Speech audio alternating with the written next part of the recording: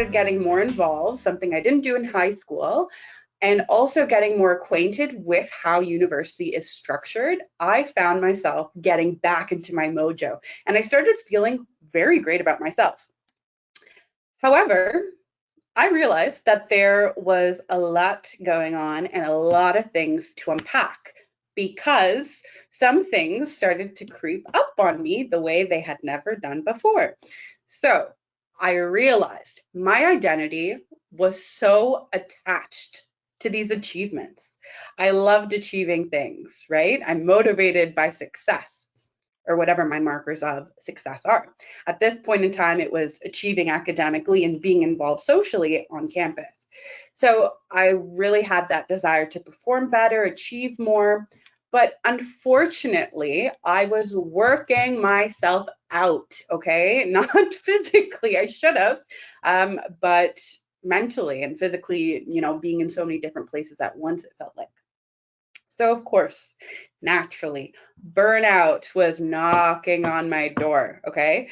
So, I had this desperate need to recharge. However, I felt guilty doing absolutely nothing, which is what I thought recovery looked like from burnout.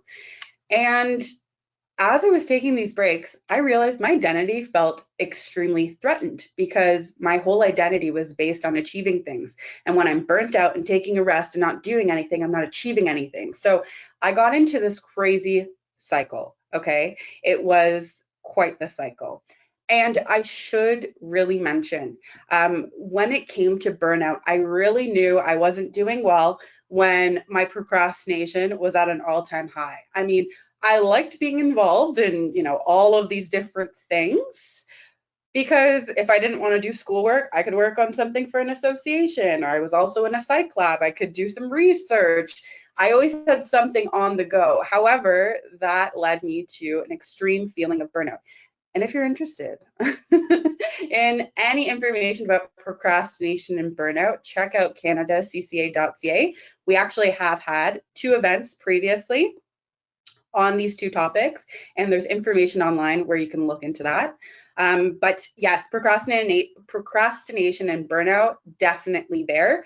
The procrastination really was coming from an emotional standpoint. I kept putting off things that, I just didn't feel mentally prepared to do, right?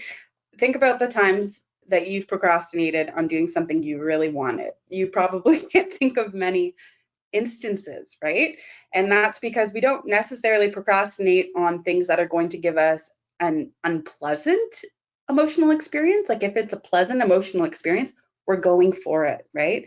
So this can get super tricky, especially when you don't want to do things that you have to do.